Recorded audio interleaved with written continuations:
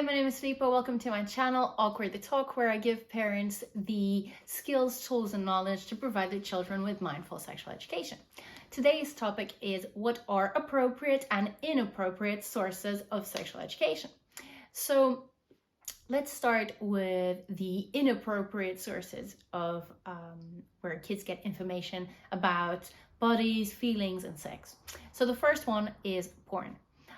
More and more children and younger children are having access to porn, and this is worrying because the effects that porn has on children and their psychological and psychosexual development are pronounced, and also the kind of porn that children are accessing nowadays is not the porn or the normal porn that we were exposed to when we were younger, I guess. Porn today has all kinds of weird things in it, and there's a lot of it that is very violent and degrading to women, and young children are not capable of understanding, digesting the information that they are receiving from these clips that they stumble onto on the internet. So the other thing is, when we were growing up, to find a porn cassette, yes, I am that old, it was incredibly difficult, and then DVDs as well. Somebody had to, somebody's parents had to have it, and it was hidden somewhere, and then you had to lend it, and then you had to use the VCR while your parents were not at home. It was a mission to find this thing, right? And nowadays, it's at a click of a button. It's on your phone, on your tablet. If your child has access to your phone or your tablet, then you should be mindful of that. You should make sure that you have all the software and apps and everything that protects your children from this type of content. And if you receive pornographic or erotic content from WhatsApp groups and what have you, then I strongly advise you to delete it if your children have access to your phone.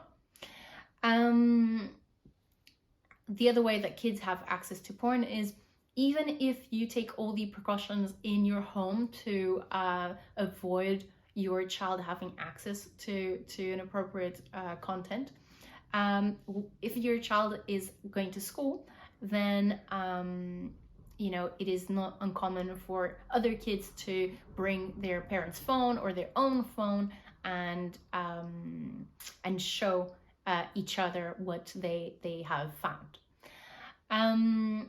So the second inappropriate source of sexual education is the sexual education that kids get from their friends. So a lot of this is inappropriate.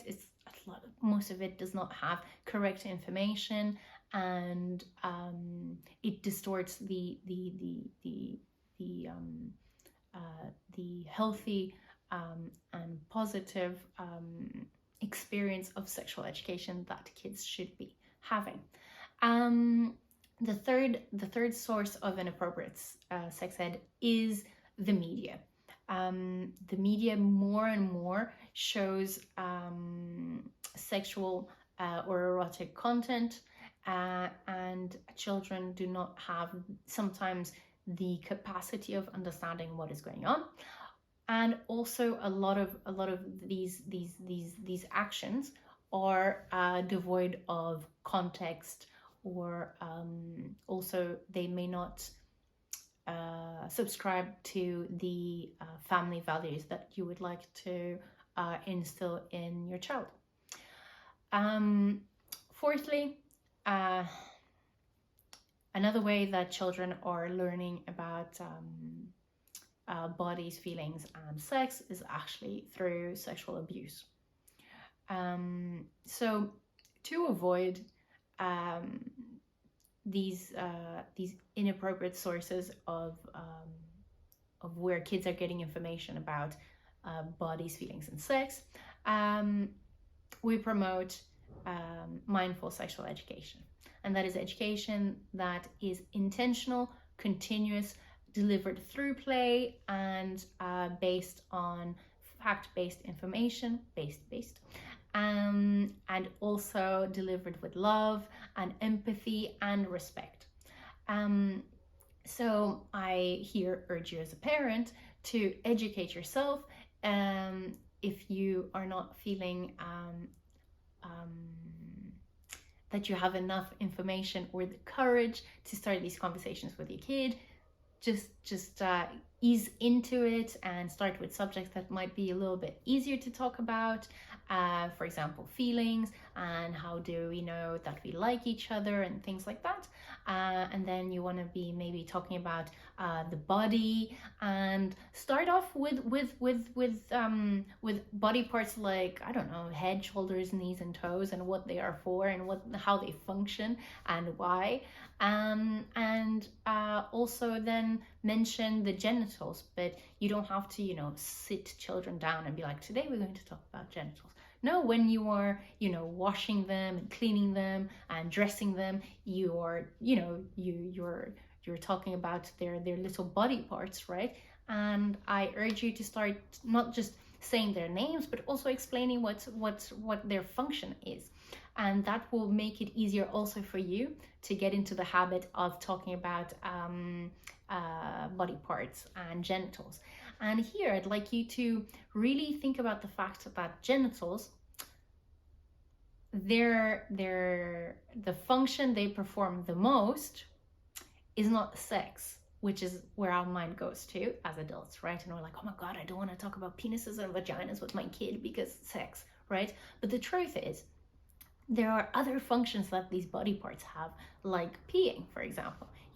When you're talking to your kid and you say, this is your penis and you pee through here, and this is your vulva, and in your vulva there's 2 little holes, and one of them is a very tiny, that is your urethra, where the pee comes out of, and then you have another hole that is called the vagina, where babies come out of, and where